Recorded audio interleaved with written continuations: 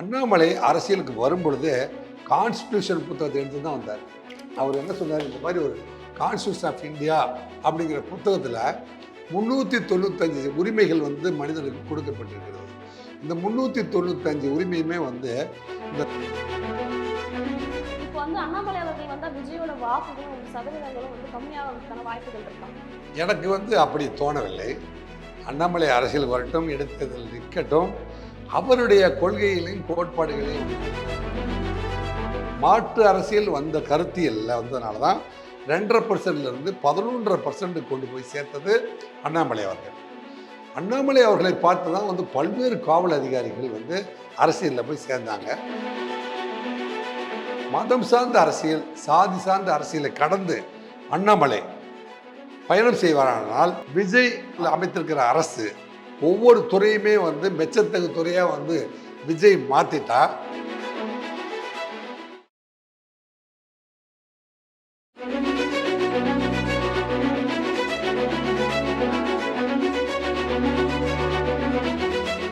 IBN Tamil நேயர்களுக்கு வணக்கம். இன்று நம்முடன் முன்னாள் காவல்துறை உதவி ஆணையர் திரு ராஜேந்திர ராஜா அவர்கள் இணைஞ்சிருக்கார். வணக்கம் சார். வணக்கம் சார். தொடர்ந்து தமிழக அரசியலில் பார்த்தீங்கன்னா புது மாற்றங்கள், ஏற்றங்கள் நிறைய நம்ம பார்த்துட்டு வரோம்.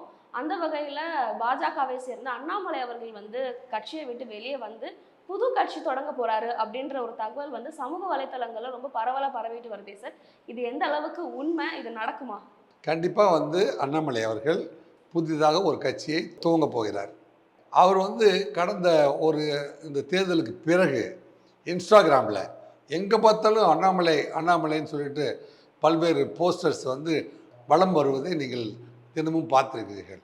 கட்சியினுடைய கட்டுப்பாட்டுக்குள் தேர்தல் வரை இறங்கும்போது அவர் நயினார் நாகேந்திரனுடைய தலைமையின் கீழே இயங்க வேண்டும் என்று, ஏன்னா அவர் முன்னாள் தலைவராக இருக்கிற பொழுது அவர் அந்த தலைவர் பதவியோட பீரியடு முடிஞ்சு அவருக்கு அடுத்த தலைவர் நியமிக்க வேண்டிய ஒரு காலகட்டம் வந்துச்சு. அந்த காலகட்டத்தில் இவரே மீண்டும் தலைவராக அமர்த்தப்பட வேண்டும் அப்படிங்கிற அளவிற்கு அண்ணாமலையுடைய ஃபாலோவர்ஸால் பேசப்பட்டுச்சு. ஏன் பேசப்பட்டுச்சு அப்படின்னா, அண்ணாமலை எடுத்து வச்ச அரசியல் அப்படி. அரசியல் கடந்த 50 ஆண்டுகளாக இந்த அரசியல்வாதிகள் 2 கட்சிகளையும், ஆளுங்கட்சி மற்றும் எதிர்கட்சிகள், இது மாதிரியான துணை கட்சிகள் எத்தனை, இப்போ காங்கிரஸ் இருக்குது, இடது கம்யூனிஸ்ட்டு, வலது கம்யூனிஸ்ட் இருக்குது, விடுதலை சிறுத்தைகள், புதிய தமிழகம், ஏசி சண்முகம் கட்சி, இப்படி கிட்டத்தட்ட 27 கட்சிகள் இருக்குது. இத்தனை கட்சிகளையுமே அரசியல் சூழ்ச்சியின் காரணமாகவோ அல்லது பணம் கொடுத்து விலைக்கு வாங்குவதன் மூலமாகவோ இவர்கள் 2 கட்சியுமே அவர்களை முழுங்கி விடுவார்கள். அண்ணாமலை அரசியலுக்கு வரும் பொழுது கான்ஸ்டியூஷன் புத்தகத்தை எடுத்து தான் வந்தார். அவர் என்ன சொன்னார், இந்த மாதிரி ஒரு கான்ஸ்டியூஷன் ஆஃப் இந்தியா அப்படிங்கிற புத்தகத்தில் 395 உரிமைகள் மனிதனுக்கு கொடுக்கப்பட்டிருக்கிறது. இந்த 395 உரிமையுமே இந்த நாட்டில் ஆளுகின்ற பொறுப்பு அப்படிங்கிறது அனைத்து மக்களுக்குமானது. ஒரு தனிப்பட்ட குடும்பத்திற்காகவோ அல்லது ஒரு பெரிய கட்சி நீண்ட காலமாக தன் குடும்பத்தையோ அல்லது சாதிக்காரர்களையோ வச்சு மட்டும் இந்த நாட்டை ஆண்டு விடலாம் அப்படிங்கிற சூழ்நிலையை உருவாகக்கூடாது. கான்ஸ்டியூஷன் அப்படி தான் வடிக்கும். அப்போ நான் லண்டனில் போய் கான்ஸ்டியூஷன் புத்தகத்தை ஒரிஜினலாக அம்பேத்கர் எழுதின புத்தகம் நான் பார்த்தேன் அப்படின்லாம் அண்ணாமலை சொன்னார். ஆக இந்த 2 கட்சிக்குமே மாற்று ஒரு அரசியல் தேவை அப்படிங்கிறத அண்ணாமலையை எடுத்து வைத்து அதைத்தான் பிஜேபியில் இருக்கிற மக்கள் அத்தனை பேருமே ஃபாலோ பண்ணாங்க. தமிழ்நாட்டில் இவங்களை தவிர யாருமே அரசியல் பண்ணக்கூடாது, மன்னர் ஆட்சியையும் பாளையக்காரர்கள் ஆட்சியுமே இந்த நாட்டில் அமல்படுத்த வேண்டும் என்று ஒரு கூட்டம் திட்டி திருடுற கூட்டம் திருடிக்கொண்டே இருக்குது அப்படிங்கிறதெல்லாம் வெளிச்சத்துக்கு கொண்டு மாற்று அரசியல் அப்படிங்கிற ஒரு அத்தியாயத்தை உருவாக்கணும் அப்படின்னு தான் அவர் வந்தார். அதனால தான் அவங்கள அவ்வளோ பேர் ஃபாலோ பண்ணாங்க. ஆனால் மாற்று அரசியல் வந்த கருத்தியல்ல வந்ததுனால தான் 2.5% 11.5% கொண்டு போய் சேர்த்தது அண்ணாமலை அவர்கள். அண்ணாமலை அவர்களை பார்த்து தான் பல்வேறு காவல் அதிகாரிகள் அரசியலில் போய் சேர்ந்தாங்க. அதில் நான் கூட அவருக்கு கொஞ்ச காலம் ரசிகராக இருந்தது உண்டு.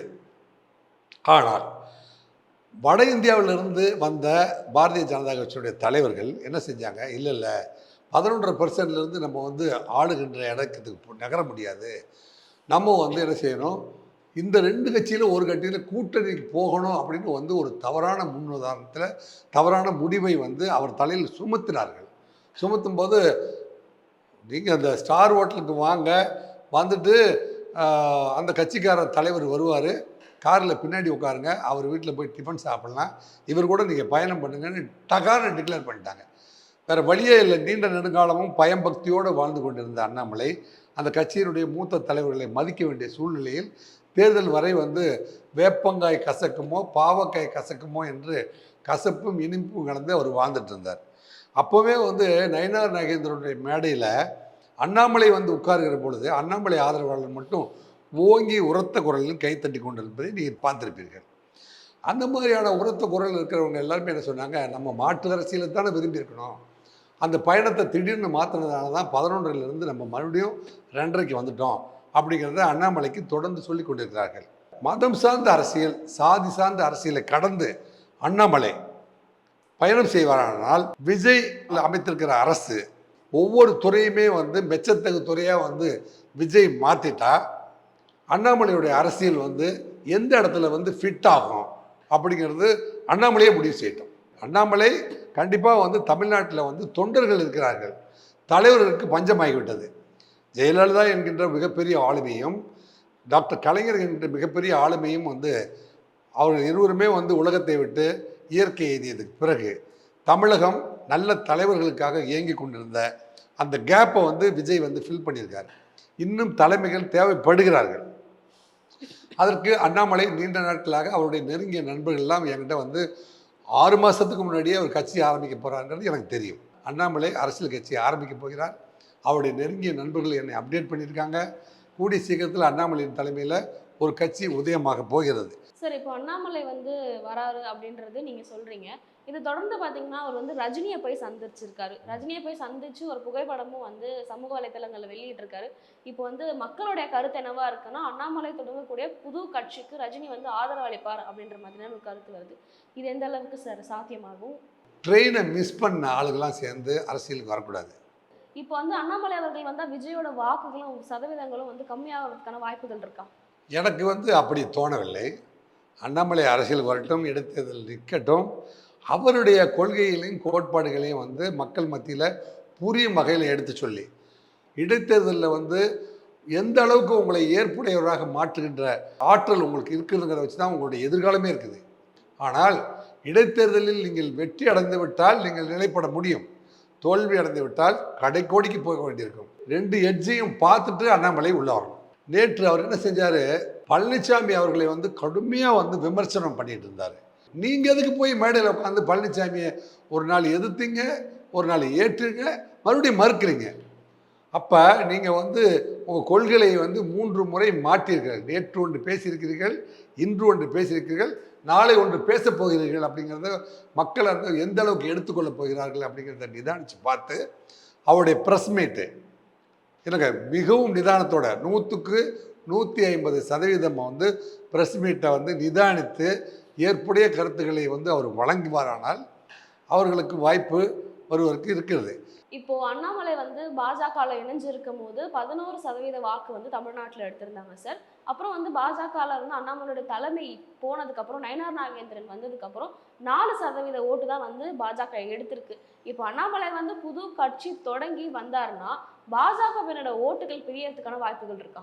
அண்ணாமலை அவர்களுடைய அரசியல் பயணத்தில் தோல்வி அப்படின்னு பார்த்தீங்கன்னா, மெம்பர் ஆஃப் பார்லிமெண்ட் ஒரு எலெக்ஷன் நடந்துச்சு இல்லையா, எம்பி எலெக்ஷன் நடந்துச்சு. எம்பி எலெக்ஷனில் 150 கட்சிகள் அண்ணாமலையுடைய கருத்தை ஏற்று அவரை வந்து நம்ம தலைமை ஏற்று அவருக்கு உதவி பண்ணி அவரை வெற்றி பெற செய்யணும்னு தங்களை பதிவு செய்து கொண்டார்கள். பாரதிய ஜனதாவில் நீண்ட நெடுங்காலமாக இருக்கிறது என்ன அப்படின்னா, 250 கட்சி கூட வாங்க, எல்லாரையும் நாங்கள் சேர்த்துக்கிறோம். வானதி சீனிவாசன், நயினார் நாகேந்திரன், தமிழிசை சவுந்தரராஜன், நாங்கள் வந்து ஒரு 9 பேர் கொண்ட குழு இருக்கிறோம். அப்படி இல்லைன்னா ராத்திரியில் கனவு கண்டோம். ராத்திரி கனவு கண்டு கணவன் மனைவி 2 பேருமே தூங்கி எந்திரிச்சா தாமரை கண்ணில் தெரியுது, அதனால் வந்து காலையில் வந்து கட்சியில் சேர்ந்துட்டோம் அப்படின்னு 2 பேர் வந்தாங்க. அவங்க 2 பேருக்குமே வந்து சீட்டு கொடுத்துட்டாங்க. ஏற்கனவே வந்து 27 ஆண்டுகள் 32 வருஷமாக வந்து நாங்கள் பாரதிய ஜனதாவில் இருக்கிறோம், 17 வருஷமாக இருக்கிறேன் அப்படின்னு வந்து கொடி பிடிச்சிட்டே இருக்கான் பார்த்தீங்களா. அவர்களுக்கெல்லாம் பாரதிய ஜனதாவில் இப்போ இல்லை, எழுதி வச்சுக்க, எப்போவுமே வாய்ப்பு தர மாட்டாங்க. இன்னொரு தடவை எலெக்ஷன் வந்தாலும் தமிழிசை அக்கா தான் நிற்கும், நயினார் நாகேந்திரன் வானதி தான் நிற்கும். அது விட்டால் வந்து அவங்க சொந்தக்காரங்க ஒரு 12 பேர்த்த நிற்க வைப்பாங்க ஒழிய பாரதிய ஜனதாவில் சேர்ந்து யாருமே வந்து அடுத்த கட்டத்துக்கு நகரவே முடியாது. இதுக்கு பேர் தான் பாரதிய ஜனதா.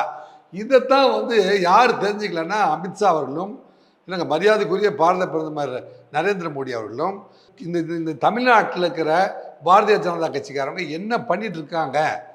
நம்ம வந்து இந்தியா முழுவதுமே வந்து 14 ஸ்டேட்டில் வந்து நம்ம கட்சியை வந்து நிலைநாட்ட முடிஞ்சாலும் தமிழ்நாட்டில் ஏன் நிலைநாட்ட முடியல அப்படிங்கிறது வந்து உள்புகுந்து ஆராய்ச்சி செய்யவே இல்லை.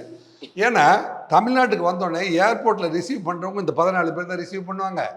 கெஸ்ட் ஹவுஸில் போய் தங்க வைப்பாங்க. திரும்பி போகிற வரைக்கும் இந்த 16லேருந்து 30 பேர் தான் கூடவே இருந்து அவரை வெளியே அனுப்பிச்சிடுவாங்க. இந்த தமிழ்நாட்டு மக்களை, சாதாரண குடிமக்களை அல்லது ஓட்டு போடுறவனை, உழைச்சவனை யாரையுமே வந்து இவங்க அறிமுகப்படுத்தவும் மாட்டாங்க, வாய்ப்பு கொடுக்கவும் மாட்டாங்க. எனவே அண்ணாமலை அங்கே இருக்கிறது வேஸ்ட்டு. கான்ஸ்டியூஷன் ஆஃப் இந்தியாவில் சட்டத்தின் முன்பு அனைவரும் சமம். ஓட்டுரிமை வந்து ஒருவனுக்கு ஒரு ஓட்டு, அவ்வளோதான் உன்னுடைய வேல்யூ.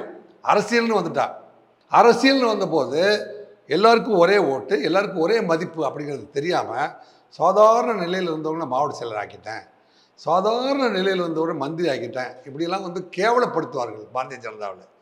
அதனால தான் வந்து அங்கே யாருமே இருக்காமல் 11:30க்கு ஏற்றிட்டு வந்தது 2:30 மாறி போச்சு. அது இன்னும் 1:30 கூட மாறி.